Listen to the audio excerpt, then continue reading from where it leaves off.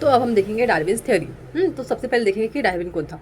This English biologist propose the theory of evolution. He show all that all the species in the living organisms have been gradually evolved from over the period of thousands of years and common ancestor. He proposed that principle of a natural selection is responsible for this evolution. देखो ये जो Darwin था इसने क्या किया बोलते हैं, बताया कि नहीं क्या, ये नेचुरल सिलेक्शन मतलब धीरे धीरे धीरे धीरे नहीं क्या, जो जीव जंतु थे वो धीरे धीरे इवॉल्व हुए। हाँ, और इनके सबके जो एंसेस्टर, उनके सबके जो एंसेस्टर मतलब पूर्वज थे वो सब क्या थे, सेम थे। सोचो हम सब भाई बहन है, हमारे सारे पूर्वज एक जैसे थे। His proposal that he proposed that principle of a natural selection is responsible for the this evolution. उसने बताया कि नेचुरल सिलेक्शन, मैंने बताया था नेचुरल सिलेक्शन क्या होता है कि अच्छा अच्छा वो लेते गए, मतलब जिसमें जो स्ट्रांग था वो मैं बच्चे पैदा करता गया, और वो जो क्वालिटीज़ थी वो उससे कैरी फॉरवर्ड होती गई, तो वो उसका मेन क्वालिटी बन गई। जैसे कि कुछ लोगों के कुछ बर्ड्स जैसे थी वो, समझो जैसे कि उसके फल तोड़ने में अच्छी थी तो वो जिंदा रहेगी, वहाँ पे फल ज़्यादा थी तो जो कीड़े खाती थी वो मर गई। तो वो उन्होंने बच्चे कीड़े जो फ्रूट खाने वाली बर्ड्स थी उन्होंने अपने बच्चे पैदा किए, और वो कम्प्लीट मतलब वो फिर आगे जाकर सिर्फ फ्रूट खाने लग गई। तो ऐसे मतलब वो उसी के लिए, तो इसको नेचुरल सिलेक्शन बोलते हैं। तो धीरे धीरे धीरे धीरे वो जो अच्छी क्वालिटीज़ है, जो कोई स्पीसी है उसमें अच्छी क्वालिटीज़ है, वो कैरी फॉरवर्ड होती गई नेक्स्ट जनरेशन में, और वो उसकी स्पेशलिटी बन गई। इसको बोलते हैं नेचुरल सिलेक्शन। थोड़ा बहुत समझो, आगे आगे हम देखेंगे क्या होता है। जो देखो Darwin's theory of natural selection. Charles Darwin had collected innumerable species of plants and animals and depending upon the observation of those specimens। देखो ये डार्विन क्या था, बंदा एक अच्छा सा बंदा था। क्या था बेचारा, उसको उसको देखो उस जमाने में क्या था, जब धीरे धीरे धीरे धीरे नए ये पता चल रहे थे, जगह पता चल रही थी। जैसे कि इंडिया पता चला लोगों को, यूरोपियंस को, हाँ हम थे वैसे भी, अमेरिका पता चला, अफ्रीका पता चला। तो वहाँ पे जाकर देखो कि क्या है क्या नहीं, उसकी रिकॉर्ड बनाओ। ये कुछ ना कुछ तो करना पड़ेगा ना, जहाँ पे राज करना है वहाँ पे थोड़ा तो जानकारी तो इकट्ठा करनी पड़ेगी। तो ये जियोलॉजिस्ट था, उसको भेजा उसको वहाँ पे डार्विन को। तो वो बिल्कुल एकदम बारीक बारीक से, बिल्कुल ध्यान से हर चीज़ को देखने लगा। उसको अनमैन मतलब वहाँ पे कोई पहले जानवर इंसान नहीं गए थे, तो वहाँ पे बहुत सारा मतलब नेचुरल हैबिटेट जैसे का वैसा पड़ा था। तो वहाँ पे बहुत कुछ एविडेंस मिले उसको, बहुत सारे फॉसिल्स मिले, कुछ दबे हुए जानवर मिले, कुछ कंकाल मिले। तो उसको लगा कि नहीं इससे रिलेटेड ये है, इससे रिलेटेड ये है। तो उसने वो धीरे धीरे धीरे धीरे ऐसे बहुत सारे डाटा कलेक्शन किया, और उसको पता चला कि नहीं ये तो इसके जैसा है। तो मतलब यह हो सकता है इनका जो दादा परदादा है वो कहीं पे कॉमन एक रहा होगा, ऐसा उसने अंदाज़ा लगाया। तो ये तो animals depending upon the observation of the species, उसने बहुत सारा specimen sample of a plants and animals and depending upon the observation of the specimens, बहुत सारे सैंपल्स इकट्ठा किए मैंने बताया ना, और उसने ऑब्जर्वेशन किया और उसने थ्योरी भी लगाई। और उसके बाद उसके वाले बहुत पार्ट लगी थी उस थ्योरी के बाद, क्योंकि वो जो एरा था यहाँ पे दिया नहीं, ये वो इम्पोर्टेंट भी नहीं है पर वो बता रही हूँ। वहाँ पे क्या था, उस एरा में सब मानते थे कि क्या वो ऑब्वियसली क्रिश्चियन धर्म मानने वाले थे। तो वो मतलब वो मानते थे कि तो ही publisher the theory of natural selection which preacher the survival of a fittest. उसने क्या किया, थ्योरी पब्लिश की नेचुरल सिलेक्शन। उसमें क्या किया, preachers the survival of a fittest, जो सबसे स्ट्रांग होगा वो जिंदा रहेगा। For this purpose Darwin had publish a book का टाइटल, बुक उसका उसने एक बुक पब्लिश की, क्या नाम था उसका, origin of the species. Origin of the species ये उसकी बुक का नाम है, याद रखो कैसे ओरिजिन हुआ वो। This explain the concept of Darwin says that, ये वाइल एक्सप्लेनिंग द कंसेप्ट, ये कंसेप्ट ही एक्सप्लेन करते समय क्या किया, Darwin says that all the organisms reproduce prolifically. इसमें क्या बोलता है, ये सारे जो जानवर होते हैं वो क्या करते हैं, धीरे धीरे जो रिप्रोड्यूस करते हैं वो क्या करते हैं, प्रोलिफिकली। देखो क्या बोला है कि प्रोलिफिक कहाँ गया, हाँ, while explaining the concept of Darwin says that all organism reproduce.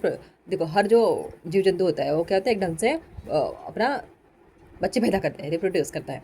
All the organisms compete with each other in the life of threatening manners. और हर जो जीव जंतु है, बाहर देखोगे घर में तुम इंसानों को छोड़ दो, तो तुम इंसानों को भी को छोड़ दो, जो अभी जो सारे जानवर हैं वो क्या करते हैं, एक दूसरे से कम्पीट कर रहे हैं जगह जिंदा रहने के लिए। हर जानवर है जो कम्पीट कर रहा है, एक पेड़ दूसरे पेड़ से कम्पीट कर रहा है, एक जानवर है दूसरे जानवर से कम्पीट कर रहा है ना।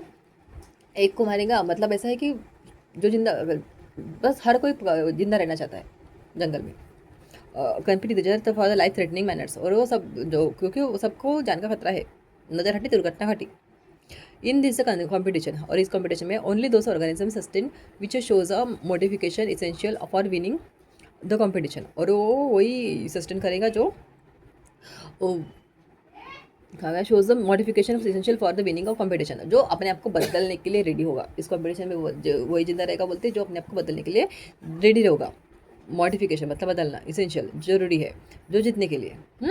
टिकने इस कॉम्पिटिशन में जीतने का एक ही रास्ता है, जो अपने आप को बदलो, टिक के रहो।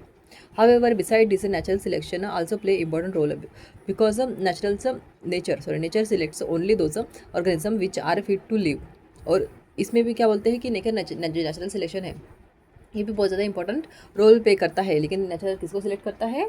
वो उसको नहीं करेगा जो रोता रहेगा, या फिर जो रोता रहेगा, कारण देता रहेगा, उसको नहीं नेचर सेलेक्ट करता। नेचर किसको सिलेक्ट करता है? फिटेस्ट को। देखो यहाँ पे लिखा है फिट टू लिव, जो अपने आप को बदलने के लिए तैयार है। बारिश हो रही है, वो रोता नहीं बैठेगा कि बारिश हो रही है, बारिश हो रही है, बारिश हो रही है। वो अपने आप को बारिश में मतलब पानी भर गया है तो वो अपने आप को वैसे चेंज करेगा कि वो पानी में भी जिंदा रह सकता है, तभी वो जिंदा रहेगा, वरना वो मर जाएगा। सिंपल सा लॉजिक है। नेचर नहीं चेंज करने वाला अपने आप को, तो जानवरों को अपने आप को नेचर के अकॉर्डिंग चेंज करना पड़ेगा। Fit to live and rest perish, और जो बच्चे को जो है जो नहीं बस जो चेंज करेंगे वो क्या कहते पेरिश मतलब खत्म हो जाएंगे। Sustaining the selected organism, sustaining and selected organisms can perform, जो सस्टेनिंग मतलब जो रह गए, सिलेक्टेड जो चुनिंदा जानवर है, जीव जंतु है, कैन परफॉर्म, जो क्या कर सकते हैं वो अपने बच्चे पैदा कर सकते हैं, and thereby gives rise to the new species. और इसकी वजह से क्या हो सकता है, जो फिट जो कुछ भी जानवर बचे उन्होंने अपने बच्चे पैदा किए, तो अभी जो बच्चे हैं वो भी क्या है, फिट ही है, मतलब वो भी उनके जो पूर्वज है, मतलब उनके जो एंसेस्टर है उनके गुण उनमें आएंगे। तो ऐसा होगा कि वो जो नई स्पीशी होंगी वो क्या होंगी, बहुत ज़्यादा फिट वाली स्पीशी होंगी। समझे? तो वो जो नई स्पीशी होंगी वो क्या होंगी, बहुत ही ज़्यादा स्ट्रॉन्ग पैदा होगी, और वो नई स्पीशी होंगी। हो सकता है कि वो अभी जो आने वाले बच्चे हैं वो और वो जो पुरानी कई पीढ़ी उनमें काफ़ी डिफरेंस हो। ओन स्पेसिफिक, उनके पास new species with their own specific characters, और उनके क्या होंगे, नई स्पेसिफिक कैरेक्टर्स होंगे। Darwin's theory of a natural selection was widely accepted for long duration, और डार्विन की थ्योरी जो नेचुरल सिलेक्शन थी वो क्या है, वाइडली बहुत ज़्यादा एक्सेप्ट की जाती है, लॉन्ग ड्यूरेशन, और बहुत टाइम से एक्सेप्ट की जा रही है। However some objection were raise against the theory, some of the mains objection are as follows. वैसे तो सारे लोग इसको एक्सेप्ट करते बोलते हैं, लेकिन जो कुछ ऑब्जेक्शन है वो अभी भी मतलब अभी भी कुछ लोग तो है, कुछ तो लोग कहेंगे, क्रिटिसाइज तो करेंगे ही करेंगे। तो उसमें से कुछ जो क्रिटिसिज्म है वो हम नीचे दिए हैं, बोलते कि natural selection is not only factor responsible for evolution. क्या बोल रहा है सबसे पहले, एक एक एक एक चाची आंटी अंकल क्या बोल रहे हैं कि सबसे पहले क्या है, नेचुरल सिलेक्शन है वो अकेला रिस्पॉन्सिबल फैक्टर नहीं है। ऑब्वियसली कोई भी चीज़ एक फैक्टर के हिसाब से ये नहीं हो सकती। Darwin's did not mention any explanation about the useful and useless modification.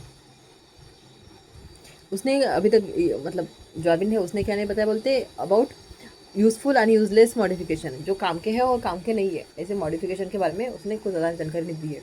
There is no explanation about the slow changes and abrupt changes, मतलब उसमें कोई ऐसा एक्सप्लेनेशन नहीं है जो एकदम धाड़ से हुए और कुछ जो हड़ू धीरे धीरे हुए, उसके बारे में कोई एक्सप्लेनेशन नहीं है बोलते। Irrespective of all this objective, Darwin's work on evolution has been milestone. इन सबके जो क्रिटिसिज्म है, इन सबके जो त्रुटियाँ हैं, मतलब जो ऑब्जेक्शंस है, इसके अलावा इनके साथ भी मतलब ये हो ना हो, लेकिन फिर भी क्या हो सकता है बोलते कि क्या है कि डार्विन का जो वर्क है इवोल्यूशन पर वो क्या है, बहुत ज़्यादा इंपॉर्टेंट है, माइलस्टोन है, मतलब बहुत ही अच्छा काम करके गया है, कुछ तो भी करके गया। तो ये हमको जो ह्यूमन की या फिर जो जीव जंतुओं की हिस्ट्री समझनी है तो ये बहुत ज़्यादा इंपॉर्टेंट थ्योरी है।